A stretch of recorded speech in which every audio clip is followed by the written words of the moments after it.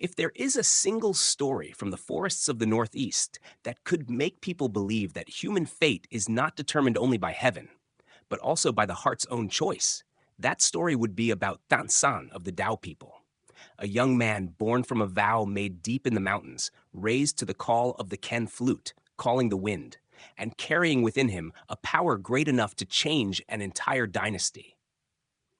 But before that strange journey begins, let me speak plainly with you.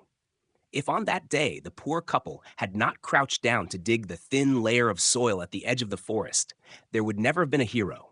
There would never have been a princess to be saved, and there would never have been an evil villain forced to pay the price. Everything started from a small moment, and yet that very moment shook the fate of the Dao people. Long ago, long, long ago, on Mount Pu Luong, a mountain covered in white mist, there lived a Dao couple in a small wooden house leaning against the ancient forest. They were poor, but as gentle as an autumn stream. Every morning, the husband would blow a long horn in a call to gather the ducks from the stream back home, while his wife busied herself lighting the fire to cook a sour soup with forest leaves. All their lives, they wished for just one thing: a child to cradle in their arms, to pass on the rituals, the songs, the ancestral stories they were told to keep. But heaven refused them over and over. That night, as the clouds drifted slowly, as if wanting to sleep, the old woman dreamed a strange dream. In the vast sky and earth, a Tao deity in bright red robes stood upon a rock carved with a dragon and a deer. The deity's voice boomed like a ceremonial drum of a sacred rite. Tomorrow, when the sun touches the summit of the second mountain, you too must go to the bare patch of land at the end of the forest. Dig there, and you will find what has waited for you half your life. She awoke with her heart pounding so loudly she could hear it in the darkness. She told her husband, and though they were poor and not given to dreams, some inner sense told them this was no ordinary dream. The next morning they set out. The path from their village to the edge of the forest was only a few miles, but the couple walked slowly, as if afraid that moving too fast would make the miracle vanish. The sun climbed higher, and its rays touched the tip of the second mountain. Just at that moment, they saw the clearing the deity had mentioned. It was a hollow in the forest so still that one could hear even the drip of a falling dewdrop. They dug. With bare hands, with faith, with a longing that had burned softly for decades. And then, the shovel struck a red cloth bundle, the kind of cloth used only in great Tao ceremonies. The old couple looked at each other, their hands trembling. They opened the bundle. It was not gold. It was not a curse. It was a newborn baby sleeping peacefully, eyelids like fresh leaves, breathing soft as the wind at the end of autumn. No cry, no fear at all, as if the child knew it was returning to the place where it truly belonged. The old woman lifted the baby into her arms and burst into tears, but these were not tears of sorrow. They were sound like gentle rain, warm like the glow of a hearth. Oh heaven, this is our child.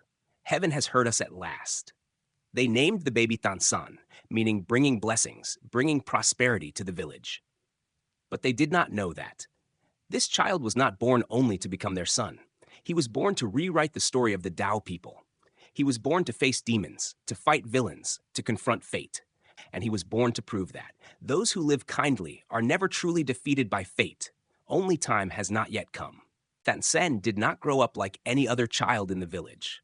From the moment he learned to crawl, he moved faster than a flock of chickens on the run. And when he stood for the first time, he stood as steady as an ironwood tree rooted deep in the earth. Among the Dao people, an old saying was passed down.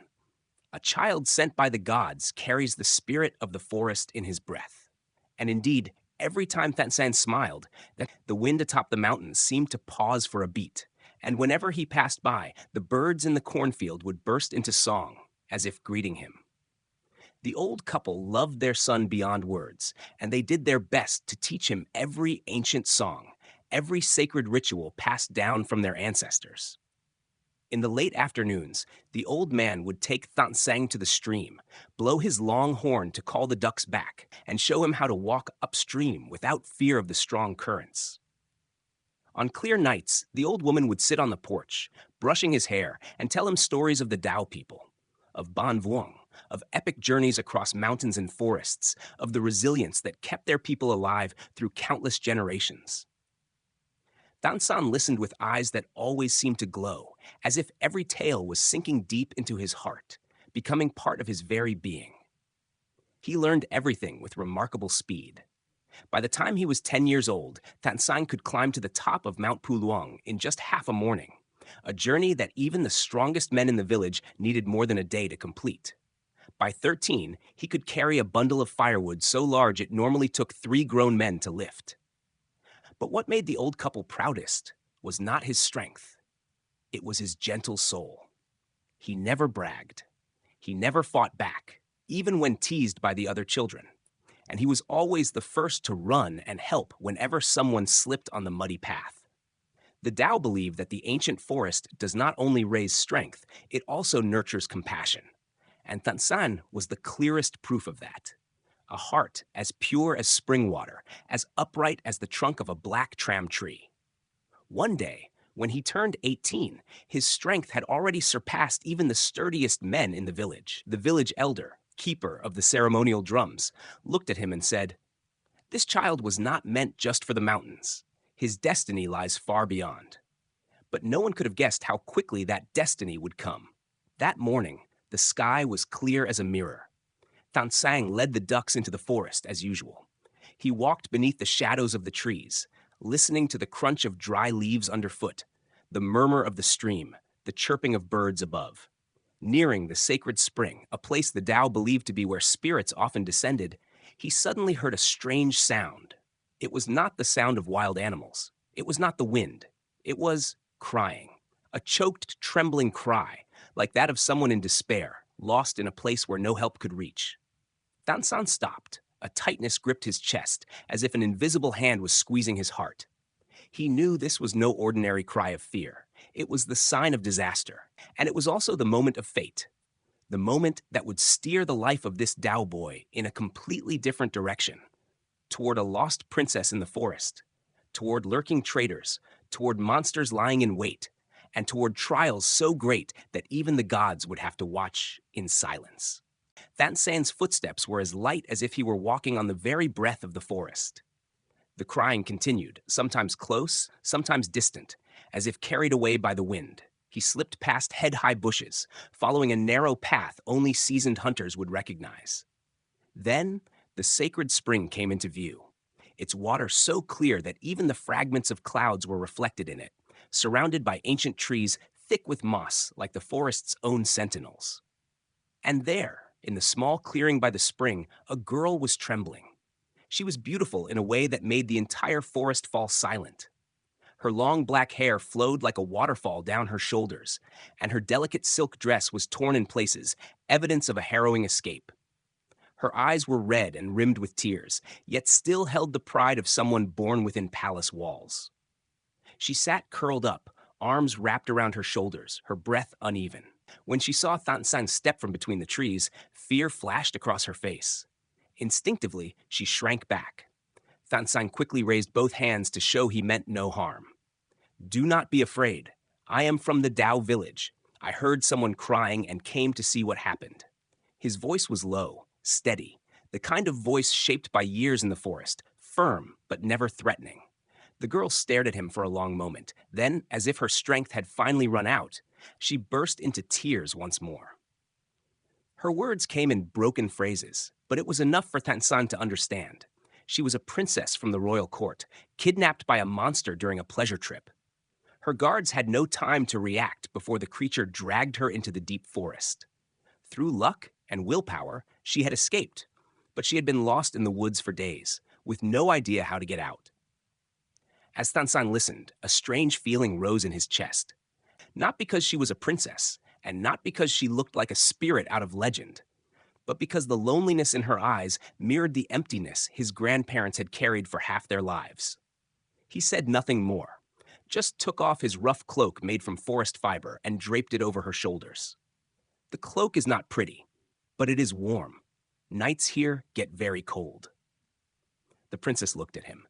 For the first time in days, she felt alive, not just surviving by luck. Thanh Sanh quickly built a shelter from branches, found forest fruit, and fetched water from the spring. His hands were clumsy, his actions unpolished, but everything he did came from the heart, without the slightest trace of hidden intent. That simplicity gave her more peace than any sweet words from a man of power ever could. While she rested, Thanh Sanh went deeper into the forest to gather more firewood. Night was approaching, and mist was beginning to fall. The young man knew that when darkness came, the forest changed. The sound of hunting beasts, of insects tearing through silence, of winds sweeping through the treetops like a warning. He needed fire to keep the animals away, and to keep her warm. He moved fast. Within minutes, his arms were full with a heavy bundle of wood. But the moment Thanh Sanh stepped away from the shelter was when the greatest trouble of his life arrived. A shadowy figure crept up from the slope. He wore fine clothes, carried a travel pack like a man who had journeyed far, but his eyes were sharp and sly. It was Li Thong, a man known across the region for his silver tongue, for stealing credit, and for never doing anything unless it served himself. Li Thong saw the princess first. He noticed how thin she had become, how her clothes were torn, and how she was sitting alone. Instantly, he knew this was his chance to change his life. Like a fox under cover of night, he approached, flashing a half smile. "My lady, I am the one who found you. That peasant boy in the rough clothes merely stumbled across you and tried to claim the glory. Do not be fooled." The princess, already shaken by fear, exhausted in both body and mind, had not yet recovered her trust in the world. Li Thong's words, though false, were spoken with such confidence that for a moment she could not tell truth from lies. He quickly draped his own cloak over her shoulders and took her hand, leading her away as if he were her savior. Just then, Thanh Sanh returned. He froze at the sight of the princess being led away. "Princess!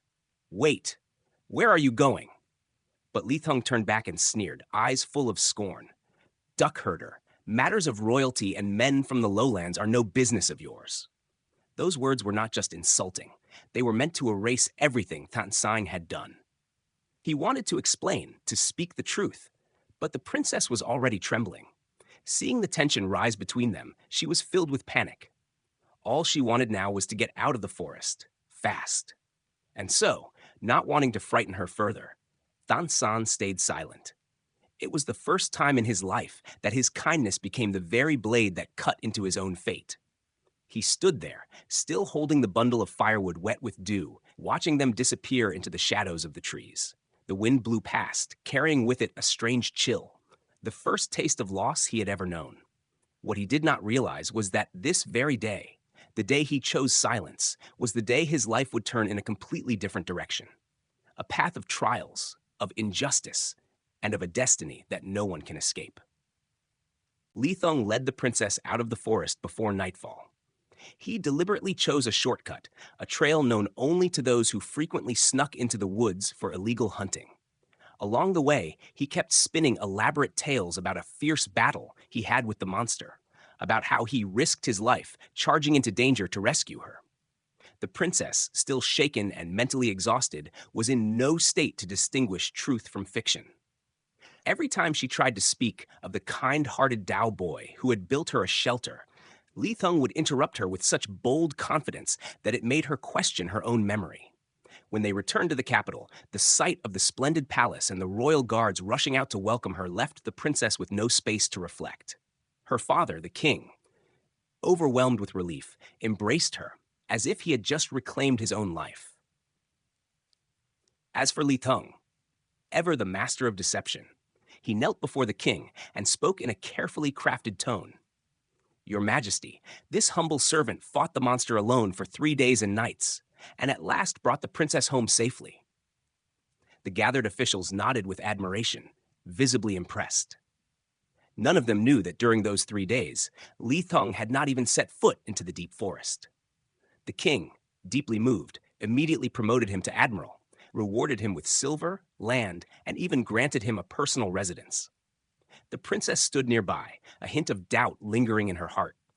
But faced with her father's overflowing joy and the admiration of the entire court, even she began to second-guess herself. She had been so exhausted while escaping the monster. Had she imagined it all? Was it possible the duck herder had merely stumbled by chance, and that Li Thong had truly been her savior? While the liar was celebrated as a hero, Thanh Sanh, the Tao boy with a heart as pure as the headwaters of a spring, quietly returned to his village. He did not complain, nor did he grieve, but a strange emptiness settled inside his chest. The sacred spring, where he had heard the cries, where he had rushed to help without thinking, now held only the memory of a small shelter, a fire that never got the chance to burn, and a bundle of wood damp with dew. His grandparents, overjoyed to see him return safely, never asked what had happened in the forest, and Thanh Sanh never told. He simply resumed life as before, helping his father blow the horn to call the ducks home, helping his mother light the stove, helping the villagers carry water and repair homes. Whatever sorrow he carried, he buried it deep inside, like a stone lying at the bottom of a stream, invisible, but still there. Sometimes, as he stood on the hill watching the moon, he would think of the look in the princess's eyes as she reached for the cloak he had offered. She was unlike anyone he had ever met. In those eyes was the fragility of someone torn from a world she once knew, but also the pride of someone born to carry the weight of a kingdom. He often wondered if she had reached safety, if she remembered the Tao boy who had used only his rough hands to build her a small shelter. He did not know that while he lived quietly like any other man, a new danger was silently approaching his village. In recent years, at the borderlands, a monstrous ogre had been abducting people. It moved like the wind, was as strong as a tiger, and as savage as a starving wolf. On nights when the moon turned red, its growl could be heard echoing from the depths of the forest. The Tao people had never feared the forest. It was their home. They knew it well. But this monster was different. Even the bravest men spoke of it only in whispers. The royal court was informed, but no one dared enter the forest to confront the threat. When the king issued a decree calling for someone to slay the beast, every military officer stepped back, except one. That man, none other than Admiral Li Thong, but he did not volunteer out of heroism. He was forced to accept the task because of his title. And the fear of death made him tremble so much that the entire court had to fight to keep from laughing. That night, back at his mansion, Li Thong sat deep in thought. And like a fox that smells blood, he immediately remembered the Tao boy with the incredible strength whom he had seen in the forest that day. A man like him, who feared death above all else, would never pass up a chance to push that fate onto someone else. That night, the sky seemed to drop a thick purple blanket over the earth. Clouds hid the stars, and the entire forest sank into an unnatural silence. Even the night birds, as if sensing something ominous, dared not sing. Inside the newly awarded admiral's mansion, Li Thong paced back and forth, as if 100 needles were pricking his chest. He knew all too well, if he did not set out to slay the monster, his newly gained title would be stripped away. And worse, he would be mocked for the rest of his life. But he also knew one more thing. There was no way he could ever face that creature himself. Then, like a shadowy whisper slithering through his mind, he thought of Thanh Sanh. That Tao duck herder. He's strong. He's simple. He trusts people so easily that all I need to do is speak, and he'll walk straight into death for me. The thought lifted a weight off his chest. At once, he packed his belongings, threw on a fine cloak, and rode out of the capital under the cover of night, heading for the Tao village where the kind-hearted young man lived. Just as the sun began to rise, Thanh Sanh was carrying water up a hill when he saw a horse stop at the village gate.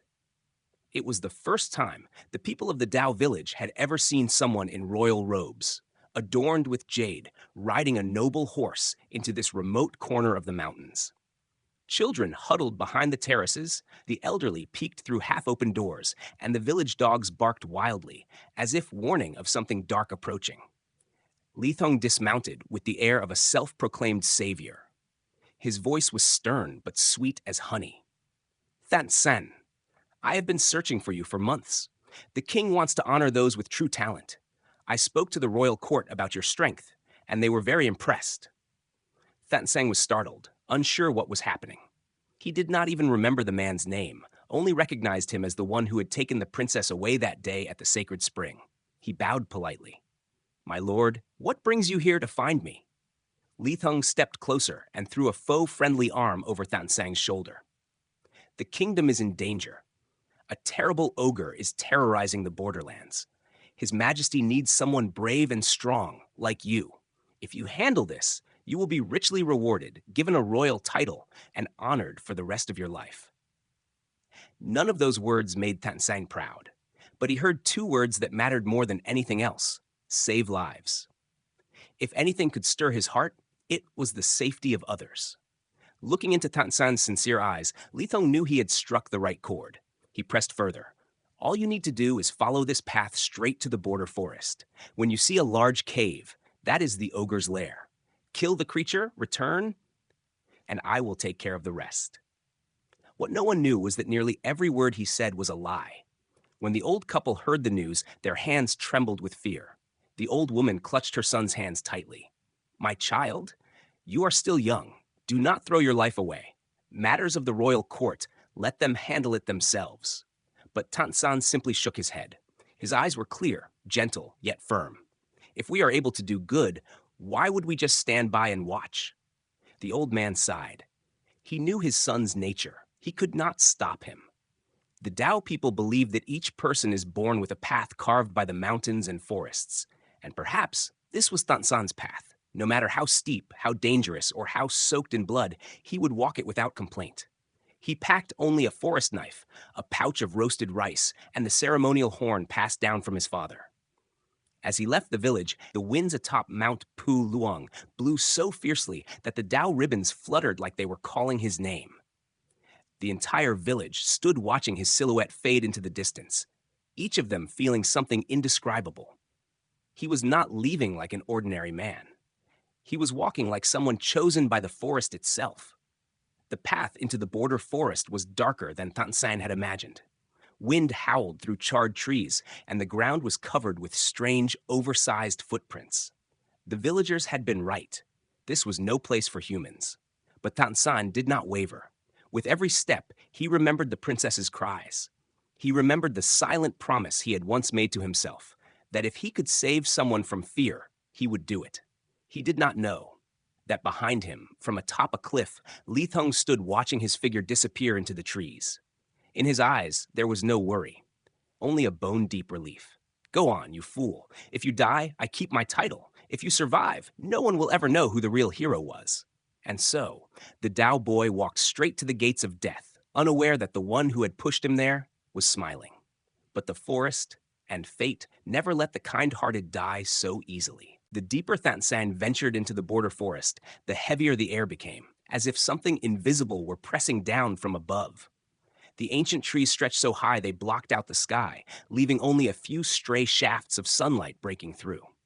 Beneath his feet, the ground was soft and damp, scattered with deep imprints, tracks that belonged to neither man nor beast.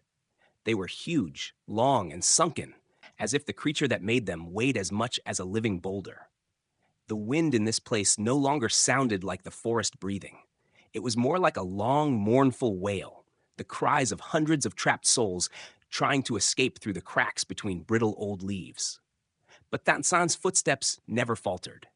He walked forward as if this path had always been a part of his breath. And as dusk fell, he saw it, the ogre's cave.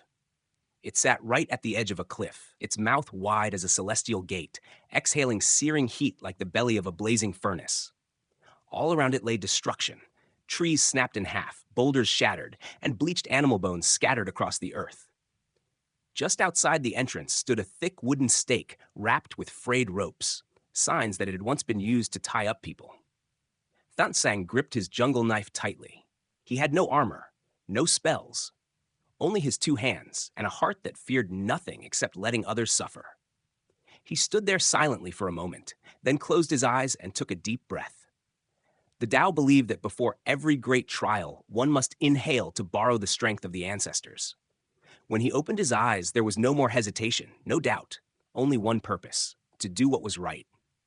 A deep, growling roar echoed from the cave, so low and powerful, the ground trembled. Then the ogre emerged.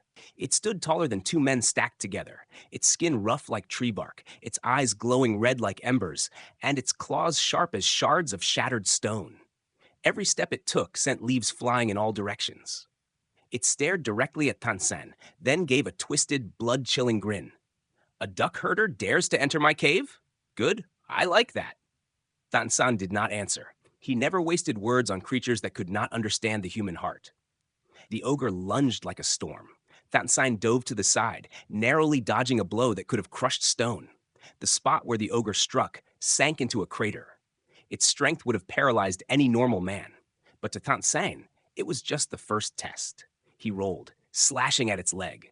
The sound of metal hitting rock rang out. Its skin was so tough the blade barely cut. The ogre howled and swung an arm wide, the force tearing through nearby tree trunks. But Thanh Sanh was faster. He slipped under the massive arm and drove his knife upward with all his might into the ogre's chest. This time, the blade sank deep. Hot black blood burst out, scalding his hands. The beast roared in pain, grabbed Thanh Sanh and hurled him hard against a stone wall. The impact stunned him. His breath caught. But when he saw the ogre preparing for the final blow, something surged inside him. Something stronger than pain. The will to never let evil win. He sprang up just as the claws came down. His knife had fallen, but that no longer mattered. The Tao have a saying, when you lose your weapon, use the earth. When the earth is gone, use yourself. Thanh Sanh grabbed the beast's massive arm, spun his body, and poured the strength of the mountains into one fierce throw. The earth shook. The ogre collapsed like an uprooted ancient tree.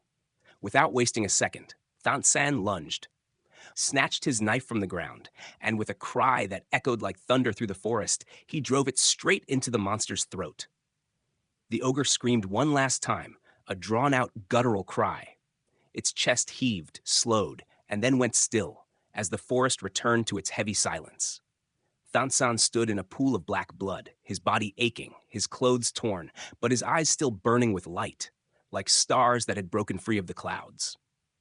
He did not feel victorious. He only felt lighter, knowing that one more disaster had been stopped. But what he did not know was this. While he fought and bled, Li Thung had been hiding nearby, cloaked in the shadows, watching everything. He had been waiting for this very moment. The moment when the beast was dead and the Tao boy had not yet regained his footing. Li Thung unsheathed his sword and stepped out from the bushes. He looked at the monster's corpse, then at the Tao boy panting for breath, and a cold, wicked smile curled across his lips. So, you've killed it? Good, now it's my turn. Even before the forest could draw its breath back to normal after the fierce battle, even as the last echo of the ogre's roar still trembled faintly in the stone cliffs, Li Thung stepped out from his hiding place. He walked slowly, his boots spotless, his cloak still carrying the faint scent of royal sandalwood, a stark contrast to Thanh Sanh, who stood gasping for breath, his clothes torn to shreds, his hands soaked with ogre's blood. And his own. Before Thanh Sanh could say a word, Li Thung raised his sword, angling the blade so the light caught it, as if he were about to declare victory before a royal court. "Well done, duck herder," he said, his voice now stripped of any pretense, laced with open contempt. "You killed it. But the glory, that belongs to me." Thanh Sanh flinched slightly, not from fear, but from confusion. "How could it be? You, my lord?" Li Thung laughed, a jagged sound like rust scraping against stone. "You think I, a decorated admiral of the court, would let someone else steal my spotlight? How naive. A boy like you was born to be a stepping stone for greater men." Then he pulled out a silk cloth, bent down, and wiped his sword clean on the ogre's body, as if he had been the one to slay it. He delivered a few lazy slashes to the already torn flesh, carving new wounds that would look authentic. He did it carefully, almost with a twisted passion, like a craftsman perfecting a masterpiece of deceit. Thanh Sanh watched silently. His heart slowed. He did not feel anger. He did not know how to be angry. He just felt sad. Sad that one's efforts could be erased by nothing more than a sharp tongue and a dirty blade. But then he thought, if this man needed to claim the victory in order to bring peace to others, maybe. That was all right. What he did not know was that his kindness would soon become the very noose tightening around his own fate. Li Thung stood up, dusted off his hands, and suddenly changed his tone. "As for you, you cannot return to the capital. If anyone sees your face, my lies fall apart. So the best thing for you is to disappear." He raised his sword and pointed it straight at Thanh Sanh's chest. "Or I will tell the court that you were the ogre's ally, that a wild Tao tribesman plotted to harm the princess. What do you think they'll do to you then?" The threat cut sharper than the blade he held. Before Thanh Sanh could respond, the distant sound of royal horns echoed through the trees. The court's soldiers were approaching to confirm the slaying of the beast. Li Thong's face twisted briefly in panic, then quickly curled into a smirk. Perfect. They are just in time to witness their hero finish the job. And you. He shoved Thanh Sanh hard on the shoulder. Get out! Get out of here. Do not ever show your face again.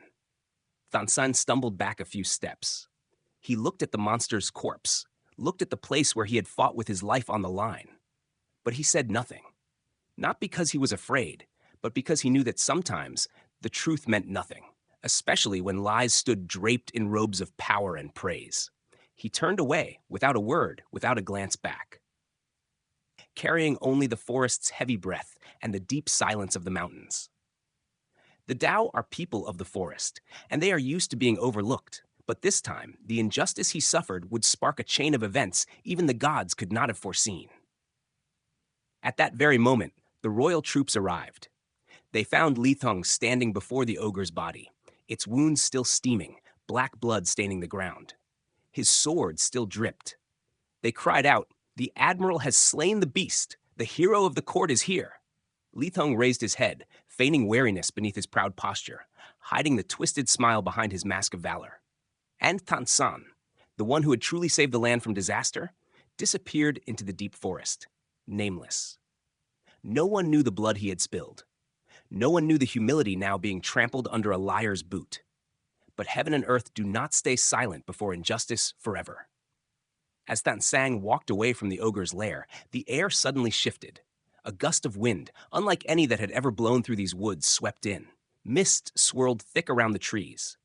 And in the dim blue light of the forest, a figure emerged, tall, commanding, robed in crimson red like the Dao wear during the sacred coming-of-age ritual. A god. He looked toward Thanh Sanh, now fading into the distance, then turned to Li Thong, basking in stolen glory. The god sighed, a sound heavy as the judgment of the ancestors. Your deed will not be known to men, but the heavens will never forget. Thanh Sanh wandered through the forest like a sleepwalker. Not from exhaustion after the battle, but from a weight in his chest as heavy as the mountains themselves. He did not dwell on who would get the glory or who would be praised. He only thought of his parents waiting at home, of the Dao village preparing for harvest, of the trembling eyes of the princess at the sacred spring, eyes he remembered as clearly as if it had been yesterday. And to him, that was enough to keep walking, no matter where that path might lead. But heaven and earth do not let the kind-hearted rest when truth still lies buried beneath rotting leaves. He had not gone far when the sound of pounding hooves thundered in from all directions. In an instant, the forest lit up with torches. Over a dozen royal soldiers surrounded him, as if they were hunting a dangerous criminal. Before he could ask anything, two men rushed in and bound his hands tightly with leather straps. The cords bit deep into his wrists, burning his skin. But worse than the pain was the voice of the captain barking out. "We've got him! This is the monster's accomplice. He's the one who's been killing along the border and trying to flee." Thanh Sanh stood frozen. He could not understand.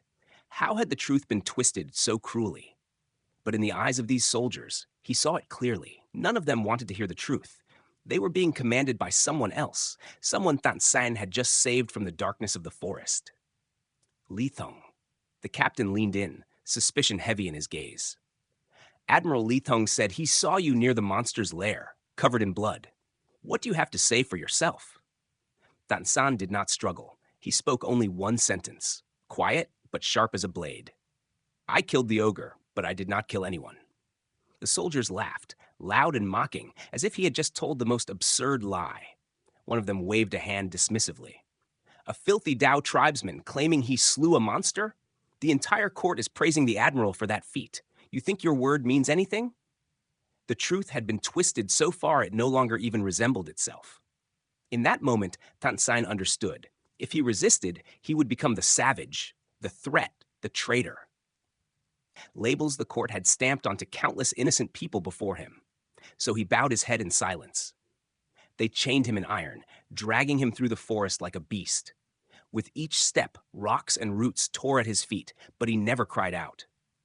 The Dao are raised with the belief, If you are wronged, the heavens will see.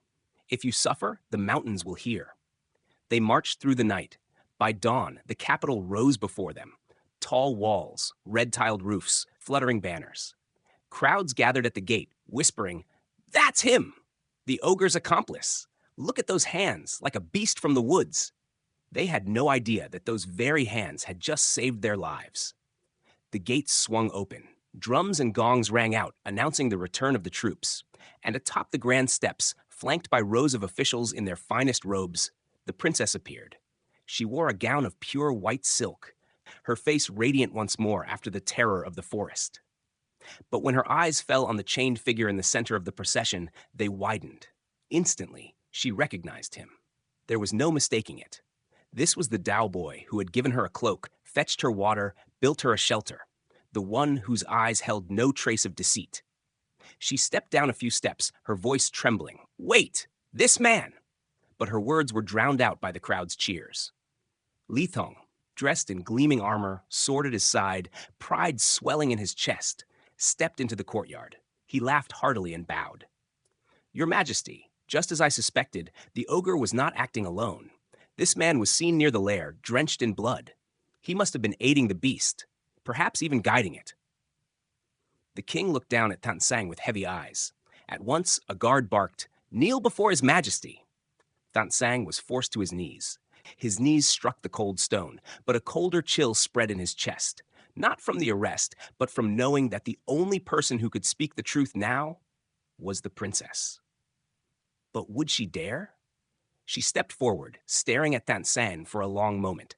Her eyes were filled with conflict. She remembered this face, remembered the rough cloak he had given her, remembered the sincerity in his gaze, the kind that cannot be faked. But before her stood the entire court, her father the king, and a man hailed as a hero. The truth, if spoken now, would unravel everything the palace stood on. She opened her mouth to speak, but before she could say a word, a cold wind swept through the square, carrying with it the distant sound of thunder rolling across the sky. No one seemed to notice. No one except two people, the princess and Li Thong. His eyes flickered with panic. He knew, if she said just one sentence, just one, everything would collapse. So he stepped forward swiftly, slipping in front of her with perfect timing, smooth enough that no one questioned it. "Your Highness, please do not approach him. This man is dangerous. Let me protect you." And in that moment, the palace and all of its people leaned toward the lie. Only one remained silent, the one who most desperately needed the truth to be spoken. Thanh Sanh. But fate never ends in the darkest moment. This tragedy was only the beginning of a reckoning no one could have foreseen. In that moment, when the entire royal court seemed to lean toward falsehood, the princess stood motionless in the dragon courtyard. Her eyes locked onto Thanh Sanh. His gaze held no hatred, no fear, only the calm of someone who knew he had done nothing wrong. That very calmness cut into her heart like a blade. In her mind, scenes from the sacred spring played like visions illuminated by truth. He had draped his cloak over her shoulders. He had given her water to drink. He had built her a shelter from leaves and branches. He had asked for nothing. He had left quietly, just so she would not be afraid. Every one of those memories was real. A truth so pure, even monsters would seem small before it. She stepped forward, ready to speak, when, just then, the soldiers brought forth something no one had expected, the forest-woven cloak of the Dao people, the very cloak Thanh Sanh had wrapped around her in the woods. It had been found in her travel bag when she was returned to the palace. The handmaidens had kept it to be cleaned, and now, under orders to examine every item she had brought back, they presented it in the royal courtyard. When sunlight touched the coarse fabric, it was as if the princess had been struck by a lightning bolt of memory. She rushed toward it, as if reclaiming a piece of her own soul. "This cloak belongs to the one who saved me." The words escaped her lips, not from thought, but from the heart. And once the heart chooses truth, nothing can stop it. The court erupted in whispers. Officials leaned toward one another, murmuring. Even the king furrowed his brow and turned toward his daughter with questioning eyes. Li Thong's face blanched. He stepped forward quickly, bowing low, but his voice trembled, struggling to conceal the panic rising in his chest. "Your Majesty, this must be the prisoner's doing." He must have manipulated the princess, confused her in her distress. Please, do not let him disrupt the court. But this time, the princess did not allow him to interrupt. She raised her head, locking eyes with the king, her gaze steady and unflinching, the gaze of someone who had endured too much fear and too many lies. Father, you insult yourself if you believe his words. The court fell into stunned silence. This man, she said, pointing directly at Thanh Sanh, her voice sharp with clarity, is the one who saved me in the forest. He built me shelter, protected me. And that man over there? She turned toward Li Thong, her eyes cutting straight through his heroic mask. Never even touched the monster. I saw him for the first time when he arrived at the sacred spring and falsely claimed to be my savior. A crack of thunder rolled faintly through the sky, though the sun was still shining. The entire courtyard froze. No one dared to breathe. The king slowly stood. His face was not angry. It was cold, like a mountain cliff. Li Thong, what do you have to say for yourself? Li Thong knew he stood on the edge of a cliff, but he was a man who had lived by lies his entire life. He began speaking smoothly, trying to twist the truth back to his favor. Your Majesty, the princess is still weak after her ordeal. She is confused. The monster was powerful. Only I could have. He never finished the sentence. A loud metallic clang rang out from the side. A young soldier stepped forward, visibly trembling, and knelt before the king. Your Majesty, he swallowed hard, then continued, I have something to report. Every eye turned to the soldier. He bowed deeply. When we arrived at the ogre's cave, Admiral Li Thong showed no signs of battle. His armor was clean. There was no blood on him. The grass around the area was untouched, except for the tracks of one man. He glanced at Thanh Sanh. We had our doubts, but we did not dare disobey the admiral. That single confession rocked the court to its core.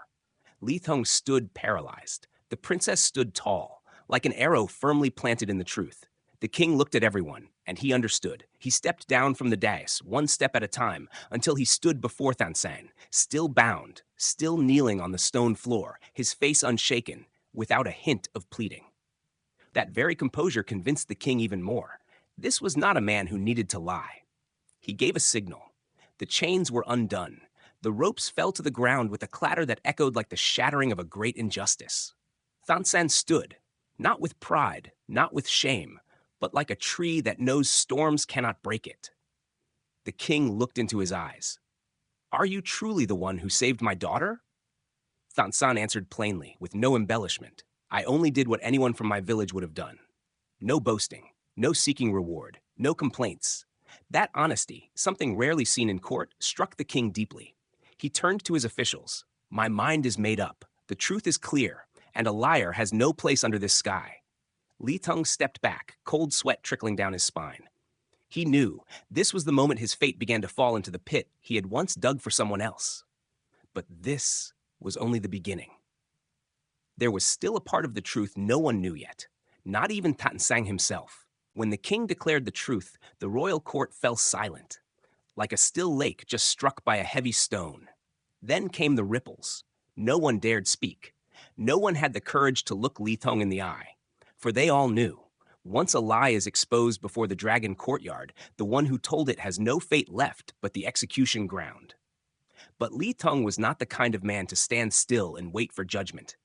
He had spent his life running, scheming, surviving by deception. He knew better than anyone. A single moment's delay and his head would roll before he could utter a final word. He bowed low before the king, his voice shaking with false remorse. Your Majesty, I only wanted to win your favor. I know I was wrong. Please, please grant me one chance to redeem myself. The king said nothing. That silence was the end. Li Thong understood, and he had been waiting for this exact moment. As the guards took 2 steps forward to seize him, he lunged, snatching a spear from beside him, twisting like a cornered snake. He stabbed at the empty space before him to create an opening, then dashed straight for the city gates. Seize him! The king's voice roared through the courtyard. Dozens of soldiers gave chase, but Li Thong had always been better at running than fighting. He darted through winding alleys, vaulted low rooftops, and slipped through crowds like a desperate shadow.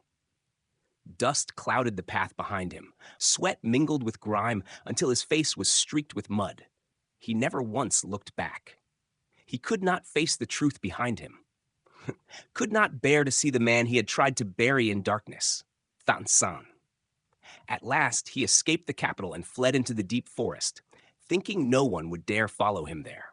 He ran until his legs gave out, until every breath cut through his chest like a knife. Night fell heavy, and the cries of wild beasts echoed in the distance. He found a small cave and crawled inside. Panting, he laughed bitterly. "I'll come back. I'll find another way. No one can bring me down." But the forest did not answer to him. The forest answered to fate. From the shadows at the back of the cave, a low growl rumbled, deep and familiar, the kind that once terrified an entire region. Lithung turned, eyes wide with horror. A massive ogre emerged, its eyes blazing red like blood-lit fire. It was not the one Thanh Sanh had slain, but a companion. A beast that had sensed its kin's death not long ago. And before it now stood the only man who had been seen near the lair. A man in royal robes, covered in dirt, reeking of fear. A man the ogre believed to be the killer. Lithung had no time to scream. The ogre lunged, snapping him up like a dry branch. A single scream rang out. Brief, final, never echoed. The forest swallowed the sound as if it had never been. By morning, when news reached the court that Lithung had escaped, everyone assumed he was still hiding somewhere along the borders. No one knew that fate had already judged him, faster and far more fairly than any human court. But the kingdom still had greater matters to face. Though Thanh Sanh had been exonerated, his story was far from over. After the chains were removed, the king personally led him into the grand hall. He had many questions. How did you defeat the ogre? Why did you not speak the truth from the beginning? What reward do you seek? But Thanh Sanh answered with nothing more than the simplest truth. I only did what anyone should do.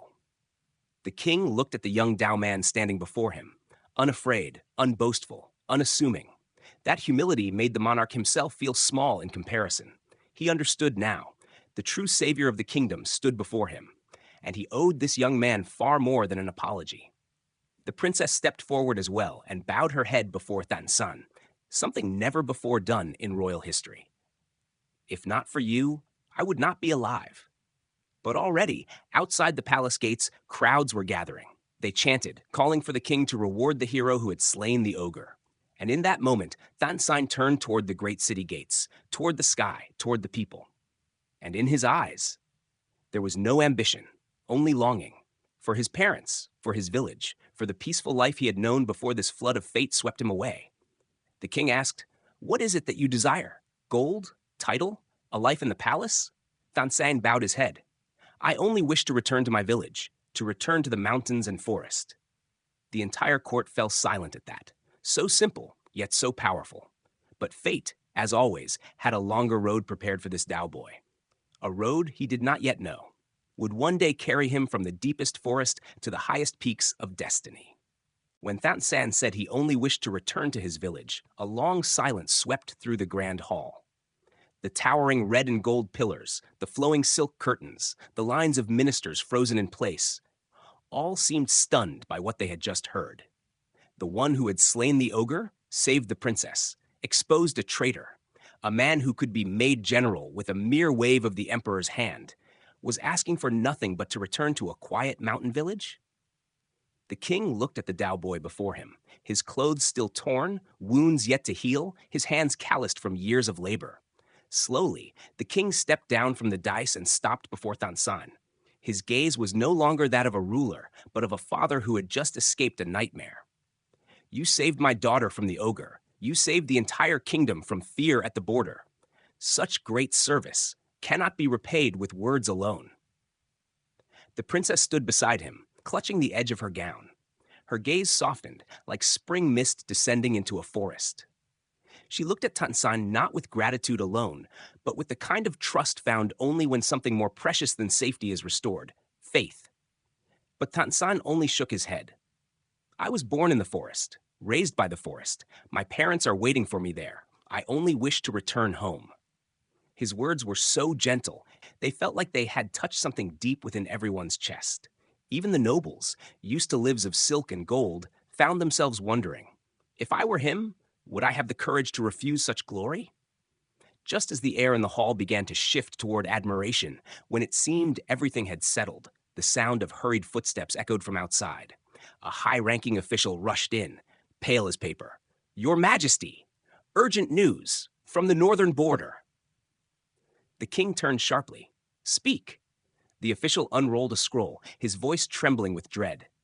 "Another ogre has appeared in the north, more ferocious than the last. It has destroyed 2 villages, killed civilians, and today it attacked the royal hunting party." The grand hall shook. The princess froze, her hand flying to her lips in shock. Thanh brow furrowed. An ogre, companion to the one he had slain, had finally shown itself. The king clenched his fists. Could it be? There is a whole pack of them? The official dropped to his knees. "Your Majesty, the people are panicking. If no one stands against this monster, the borderlands will fall." Only one pair of eyes in the hall remained unshaken. Thanh. The princess turned toward the Dao boy. She knew that if anyone could face this new threat, it was the one standing quietly before them. The king turned back, locking eyes with Thanh Sanh. "I know you wish to return to your forest, but perhaps the heavens are not yet ready to let you go. This time the court needs you. The people need you. The princess needs you."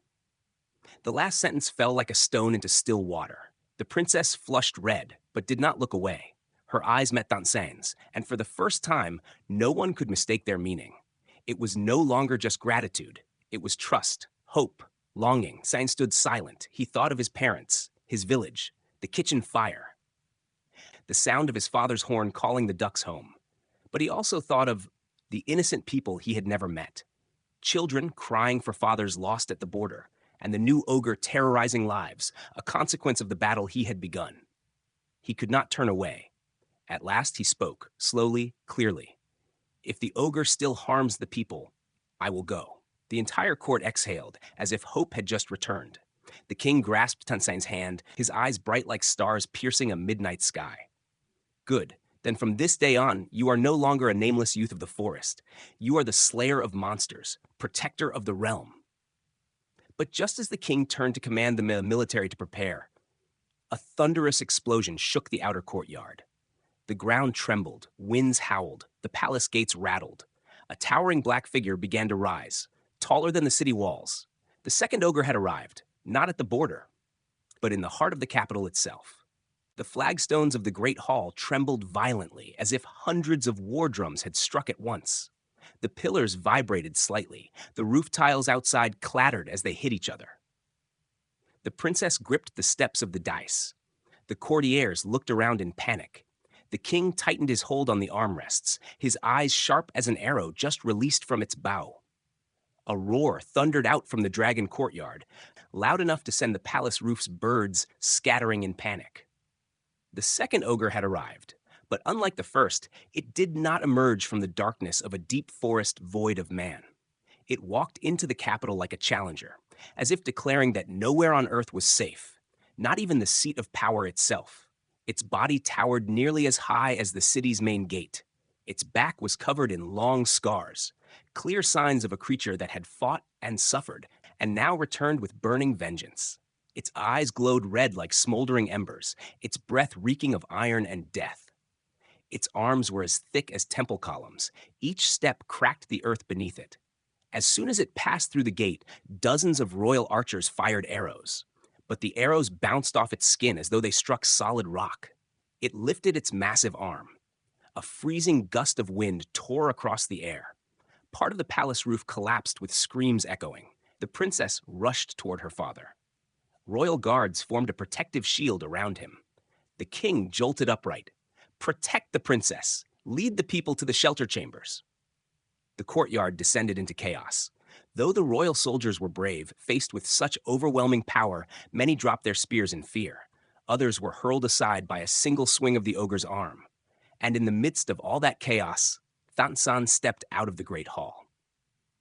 He wore no armor. He carried no shield. He had not yet changed out of the tattered clothes from the previous battle. But his eyes, the eyes of a Dao man raised by the forest, shone brighter than the flames consuming the courtyard around him. There was no fear, no hesitation, just the calm of someone who knew that fate was calling him once more. The princess saw him and her heart clenched. "No, you are not yet healed. Do not go," she cried out. but her words were lost in the roar of the ogre. The monster spotted Thanh Sanh. Fueled by hatred, it roared again, a roar so long and deep it seemed to crack the sky itself. It had recognized the scent of the one who killed its kin. It had come for Thanh Sanh. The battle on the palace grounds, Thanh Sanh did not wait for the ogre to strike. He picked up a spear lying on the ground. The tip was chipped, but that did not matter. In his hands, any tool could become a weapon when the heart knew what it stood to defend. The ogre charged. Its stride carried a deadly wind, lifting dust into a storm. Thanh Sanh did not step back. He lunged toward it. The moment their forces collided felt like an earthquake. The spear shattered in his hands, yet the broken point still gouged the ogre's skin, leaving a deep slash as black blood sprayed onto the stone floor. The ogre howled in pain, swung its arm down. Thanh Sanh rolled aside, narrowly avoiding the blow, though a chunk of stone shattered and struck his cheek, drawing blood. The royal soldiers watched with horror. They saw clearly that the ogre's power was beyond what they could survive. But the Dao boy did not know how to retreat when faced with evil.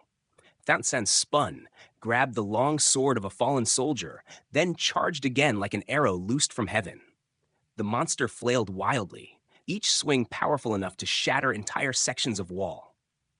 But Thanh Sanh moved like water, fluid, swift, slipping through dust and debris, dodging each attack with the reflexes of someone born in the forest. It struck. He dodged. It swept. He jumped. It roared. He responded with a deep slash across its shoulder. Black blood poured from the wound, hot and thick, dripping onto the ground like ink spilled on stone. The courtiers burst into sobs, not from fear, but because in their lives they had never witnessed a person fight death not for glory, but to protect others. The princess clutched her chest, her eyes locked on the Dao youth. She realized, in that moment, her heart had gone to the one standing in the storm. The decisive moment of fate. The ogre gathered all its strength for one final blow. It leapt high, its shadow swallowing the sun. People screamed in terror. But at the moment when darkness seemed destined to win, Thanh Sanh spun, drove his sword into the stone floor, using the momentum to launch himself up. He rose to the ogre's chest, twisted, and with all the force of his body, his breath, and the mountains of his homeland, he swung wide. Crack! The slash cut the air in two. The sword struck the ogre's throat. Light flashed, and then its colossal head fell onto the palace stone floor. The entire capital went silent. A soft wind blew through the courtyard, carrying away the smell of blood. The second ogre, the monster who had terrorized the borderlands, lay dead not by the army, not by generals, but by a Dao youth whose hands were still dusty from the forest paths. The princess collapsed, tears streaming uncontrollably. The king looked on, his lips trembling. It had been a long time since he saw the world so just. Thanh Sanh stood in the center of the courtyard. His hands still gripped the broken sword, but his eyes looked elsewhere. He searched for his parents, his village, his peaceful life. Yet in that moment, peace was closer to him than ever. The stone floor of the great hall shook violently, as if hundreds of war drums were sounding at once, while the columns trembled and roof tiles clattered outside. Birds on the palace roof flew screaming into the sky. The second ogre had arrived. But amid the chaos, smoke, dust, and destruction, there stood only one man, straight and tall. Not a lord, not a prince, but the Dao youth from the wild, his clothes torn, his hands bloody, his eyes steady. He did not carry armor. He carried no shield, and he had no claim to glory. What he held was something different, a calm resolve, the will to protect. The princess ran to him, ignoring the layers of court protocol and rank. She knelt beside him, trembling, and gently lifted his wounded arm. "Are you hurt? Let me see," she cried, words she had never spoken to anyone before. Thanh Sanh only shook his head, shy, touched, uncertain what to say. Across the courtyard, the king descended the steps slowly. Not as a ruler, but as a father realizing the depth of a debt he could never repay. Without hesitation, he knelt before the Dao youth. A king, bowing before a lowly mountain boy. "Had you not stood here today," the king said, placing his hand on Thanh Sanh's shoulder, "this kingdom would have fallen. You saved all of us. From now on, you are not just my daughter's savior. You are the savior of the entire realm." With those words, the king declared in front of all nobles and guards, Thanh Sanh would become the first ever royal guardian and protector of the borderlands. a title never before given because no one like him ever existed. The people cheered. Guards dropped to one knee, striking their spear shafts in salute. The courtiers exchanged glances of awe and disbelief. A new era had begun. The princess lowered her head, her eyes glistening with tears. She looked at her father, then at Thanh Sanh. Between the king and the Dao youth, a silent pact was formed, no longer just ruler and subject. Now they shared the same burden, the same fate. Yet in that moment of triumph and celebration, a part of Thanh Sanh's heart remained distant, back home in the mountains. He thought of his parents, of the quiet forest, the simple village life he once knew. He had once wished only to return there. The princess seemed to sense it.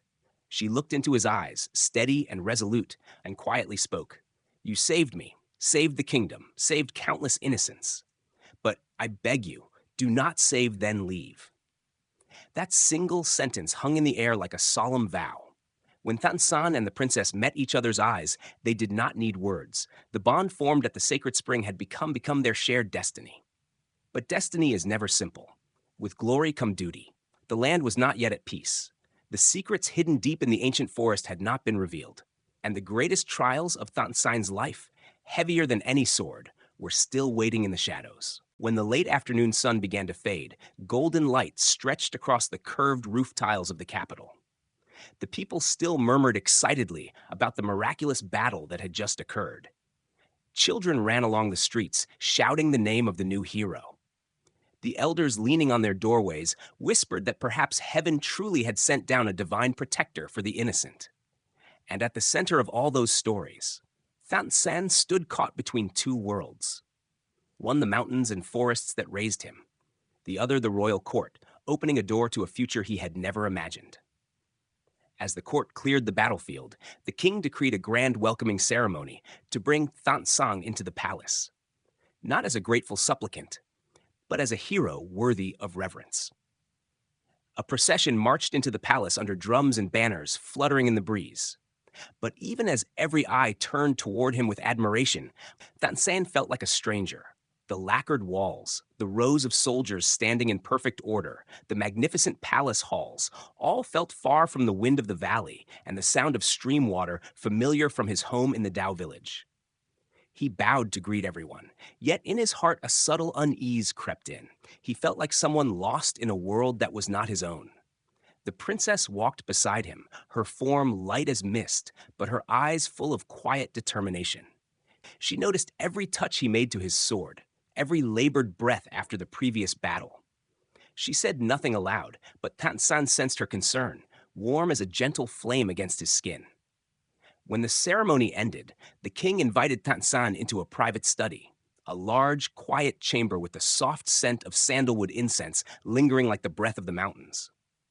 The firelight dancing across the king's gentle wrinkles made him look less like a sovereign and more like a father wishing to speak with his son from the heart. The guards were dismissed, leaving only Thanh Sanh and the princess in the room. The door closed behind them, and silence fell heavy and solemn. The king observed Thanh Sanh for a long moment, as if searching for the right opening words. At last he spoke. "Do you know why I made you the royal guardian?" Thanh Sanh shook his head, ever humble. The king walked to a window, gazing out at the courtyard where cracks still marked the floor after the battle. "Because you are not like anyone I have ever met. You remain humble when you could be proud. You uphold righteousness when others crave titles. You choose to protect strangers while others protect themselves. Those are qualities I cannot find within this court." He turned back, old eyes glowing brighter than the fire in the hearth. "A man like you is not made by the court. He is made by heaven and earth." The princess standing nearby nodded gently. She said nothing, but her eyes spoke volumes. She believed every word. The king continued, his voice lowering. "If you want to return to the Dao village, I will send attendants to escort you. If you prefer to stay, I will give you a worthy position." But he paused, looking deep into Thanh Sang's eyes. "I want you to know that the court needs you more than ever, not just because an ogre was slain, because behind them, something far greater awaits." The air in the room chilled. The princess placed a hand on the table, as if to steady herself. "Father, are you going to tell him now?" she asked softly. The king sighed, then nodded. "Yes, He must know, because his own fate lies in this matter. He stepped nearer and placed a firm hand on Thanh Sang's shoulder. That touch felt like a solemn vow. Those two ogres did not appear by chance. They are not the wanderers of old. They bear marks of organization, of someone who commands them. Someone or something is using them to test the court. He leaned closer, voice low as if stone walls had ears. And the one they are after is not the court. It is you. Thanh Sang froze. The Dao blood in his veins was used to wolves of the forest, cliffs, clear dangers. But what the king described, it was nothing like any threat he had known. The princess stepped forward, closer still, so near he could hear her breath. You must stay, not only to protect the court, but to protect yourself. Her eyes gleamed, not just with worry, but with something deeper, something she lacked words for, but strong enough for him to feel. The king placed a golden scroll on the desk and unrolled it. The royal decree was written in firm ink. This is my decision, but I want your answer before I present it to the court. Thanh Sang looked first at the decree, then at the king, and finally at the princess. In her eyes, he saw three things. Concern. Absolute trust. A small flame just ignited, one he had never seen in another. He clenched his fist. His heart no longer belonged only to the mountains and forests. It belonged to those who needed protection, and to the woman standing before him. He bowed deeply. If the court needs me, I will stay. The princess exhaled softly, as if released from holding her breath too long. The king smiled, a rare and sincere smile from a man who had seen too many political storms. Fate had spoken. A new path for Thanh Sang had begun, and the bond that had sprung between two souls had started to reach for one another. When the dawn next morning painted the capital like it was draped in new cloth, sunlight glinted off the curved roof tiles, glimmering through thin mists. The palace gleamed like a scene from legend.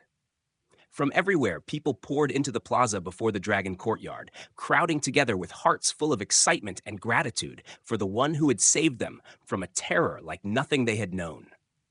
At the center of it all, a stone pedestal was raised, where the king would read the royal edict. Banners fluttered and drums boomed, heralding a solemn, monumental moment. Soldiers stood in two perfect lines, their armor shining under the sun. The princess stood near the throne, her face bright as ever, but her eyes never left the walkway leading into the palace. Then the guard shouted, "Royal Guard, Thanh Sang, present your sword." Everything froze, as if the wind itself had been stopped by an unseen hand. Thanh Sang stepped into the plaza. His clothes had been cleaned, but still carried the rustic simplicity of a forest youth. His hair was tied neatly at the nape of his neck, his eyes calm and clear. Even before thousands of people, he walked with humble dignity, a Dao boy standing tall in a world unfamiliar. The king rose, holding the golden edict. His voice rolled out like thunder in early spring. "Thanh Sang, you have twice saved the realm from calamity. You slew the monster, protected the people, and upheld peace at our borders. The heavens and earth bear witness. The people engrave your deed in memory." He opened the edict and pronounced, "From this day forth, I grant you the titles Royal Guard, Protector of the Fortified City, Shield of the People." Drums and gongs exploded like lightning. The crowd fell to their knees, chanting in unison, "Thanh Sang! Thanh Sang! Thanh Sang!" Their voices echoed off city walls, soaring over rooftops and into the sky, a declaration that the world had gained a new legend. But before the king handed the ceremonial sword, he asked, "Do you pledge to guard the realm not for fame, not for gain, but for the peace of the people?" Thanh Sang stepped forward, kneeled on the cold stone, placed his hand on the sword the guard held out, and spoke, not loudly, but with the weight of mountains behind his words. "I swear, when people still fear, I will stand. When the earth trembles, I will rise. And when darkness returns, I will not retreat." That oath was not drawn from scrolls or ritual. It came from a lifetime among forest and stone, simple, true, stronger than any ornate words in the court. The king placed the sword in Thanh Sang's hand. The princess watched, her eyes shining, knowing that from this moment their fates were tied. When the ceremony ended, people flooded forward with gifts, flowers, tokens of thanks. But Thanh Sang accepted them with a bowed head and a quiet smile, as gentle as the mountain wind he once knew. That night, in his newly granted chamber for the royal guard, Thanh Sang sat alone by the window, looking north. Moonlight spilled across rooftop ridges and fell on him like silver. Far off, he could still hear the distant songs of the people, the peace he had ensured. Inside his heart, two thoughts stirred unceasingly. He longed for his Dao village, where his parents still waited. He remembered the king's warning about the dark forces behind the ogres, and deep within him, the instinct taught by the forest whispered, "This is only the beginning." A soft click. The door opened. The princess stepped in, carrying a cloak she had sewn herself, simple, strong, woven with Dao motifs at his request. She spoke quietly. "I know your thoughts still return to the mountains." But she placed the cloak in his hands. Her eyes, deep as an autumn lake, glowed in the moonlight. "You do not have to face this alone. I and the realm will stand with you." In that moment, Thanh Sanh understood. A new life lay before him, with two flames to protect, the mountains of his birth and the heart of the woman before him. And so, under the silver moon, a new legend was born. The legend of the Dao youth who slew ogres, rescued a princess, and became the shield of an entire realm. From now on, people would tell of him. Thanh Sanh, guardian of forest and kingdom, protector of mountain and palace.